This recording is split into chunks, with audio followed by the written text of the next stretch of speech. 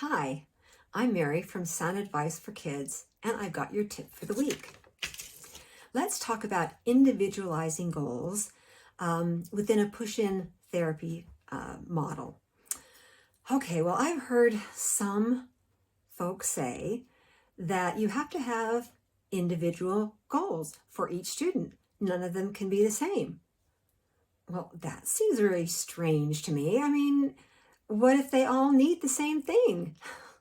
Then it would really be wrong to not work on that, something that they really need and is developmentally appropriate for them. So I think what you need to do instead is to be strategic in how you write the goals, and that's how you individualize it. So let's take a goal, let's say increasing utterance length. I like that one because almost all my preschool students, at least when they first come in, need to work on this. Okay, so we're going to write this goal, utterance length. Okay, well, we can change several things within this goal to make it individualized.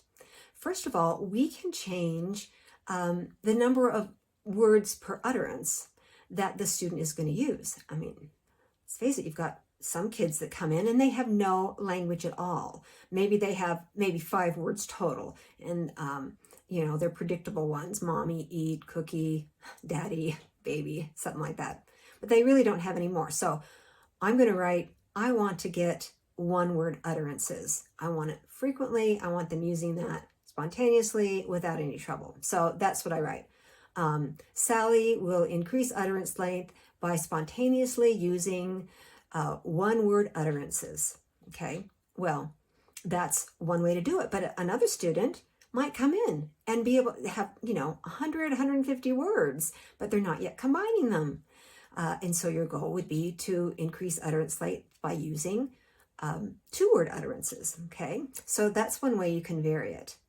Another way is by varying the difficulty for the goal. So are they going to be doing it after an adult model, so an imitation?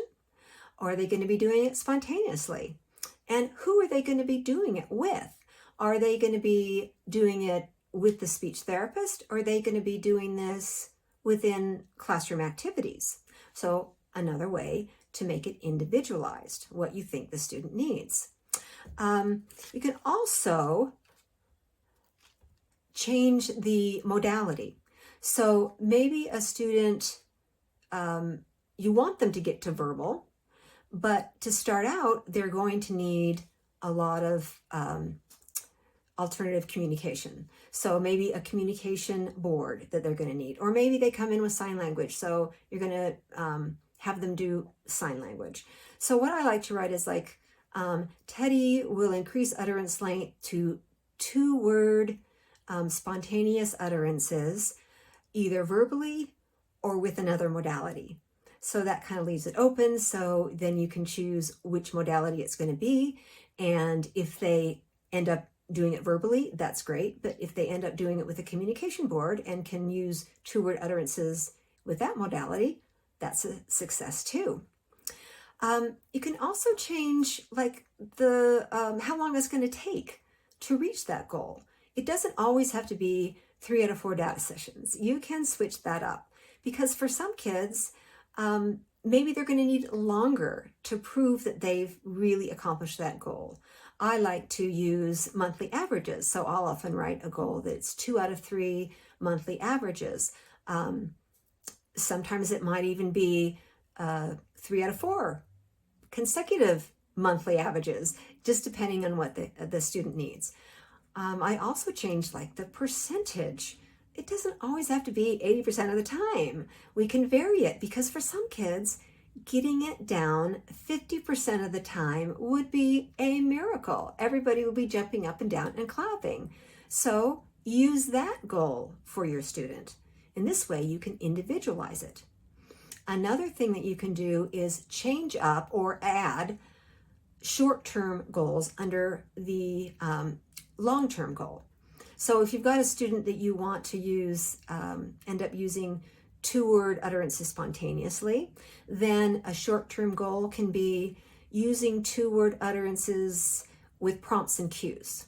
Okay, and then another short-term goal can be using 2-word utterances after hearing an adult model.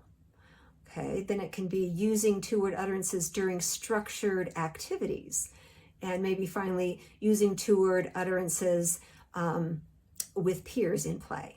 Okay, so you can structure it and individualize that so it's just for that particular student.